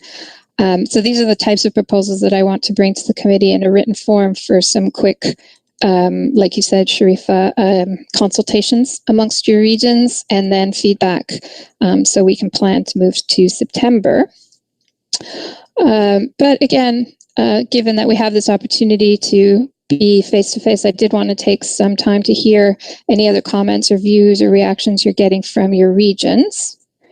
And however, I don't see any further requests for the floor, and that's fine. I hope everything was clear. And I will definitely follow up. So I see David Morgan wishes to speak. So I'll turn to David, and then perhaps we will close this item and conclude our meeting. So David, please.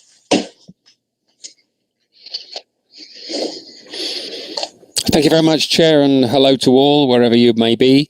This is simply to make an intervention on behalf of Congo. The colleague from Congo is having trouble getting his microphone to work, but he wished it to be recorded that he fully supports the considerations which were given by the Chair of the Plants Committee in relation to future meetings of the CITES Fora. So we'd like that recorded. Thank you very much indeed for that.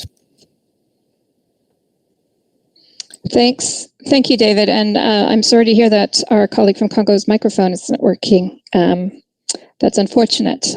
Overall, I have found this platform to be one of the more effective ones I've used so far in multiple meetings. So I will see if there's any last requests for the floor, and then I'll see that we are close to the concluding time of our meeting, and so I will wrap up.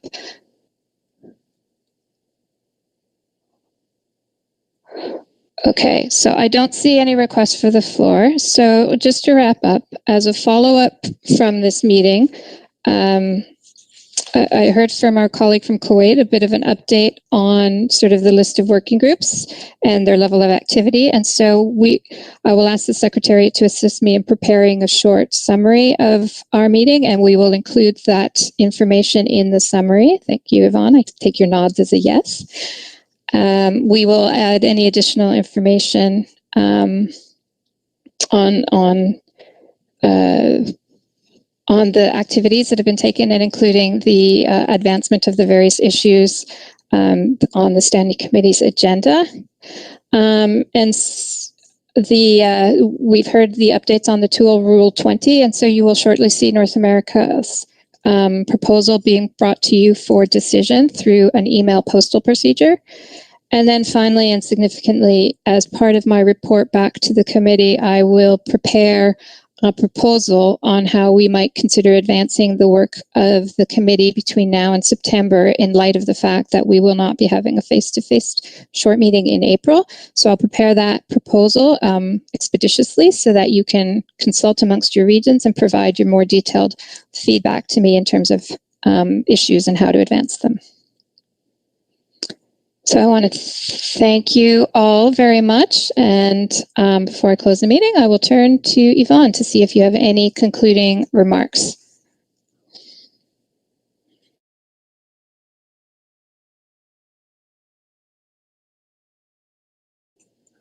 I think I just lost the Secretary General. That's not a good sign.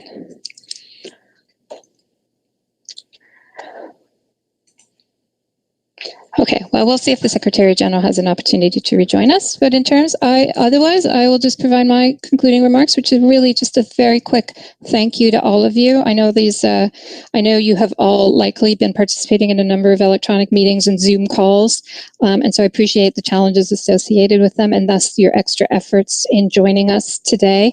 I was very happy to see all your smiling faces from around the world, and I really do hope to have that opportunity to see you virtually and someday soon, I hope, in person, so that we can again continue our close collaboration and important work on CITES and wildlife trade issues. I remain fully committed to continuing this role right up till the next COP, and I really do appreciate very much the commitment that you all have shown in maintaining our momentum. And particular congratulations to the chairs and to the Secretariat for your support, and of course to the interpreters, who I hope have had a good experience and have been able to hear us clearly. So unless I see the Secretary General, and I'm trying to see if there's any messages. I don't see any messages, so I will just conclude the meeting. Thank you very much. I will follow up by email, and I hope that for those of you who are starting your day, I hope you have a good day, and for those of you who are ending, I hope you have a good rest. Thank you all.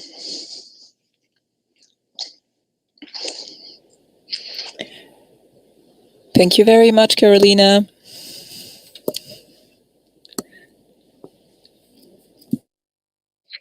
Thank you.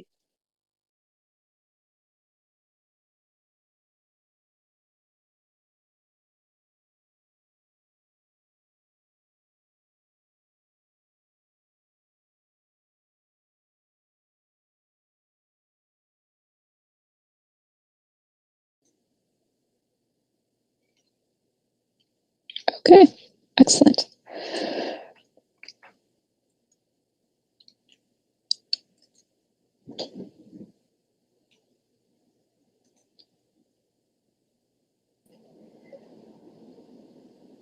Carolina? Mm-hmm. Did we end? We did, yeah. I know you got lost, so I gave your closing remarks for you. Sorry. No, thank you for that. I'm so sorry. Of course, today was the day that that my internet fell down. So I was using my phone to connect, and it ran out of data. So, oh, I'm so sorry. Like everything went wrong that could go wrong. Right. But at least for the majority, I was on, so that was good. Yeah, no, I want to thank you guys. I think that went very well. It certainly was one of the smoother. For one thing, we started on time, we ended on time. And a big part of that is due to the fact that to Kudo and the work that they did to make sure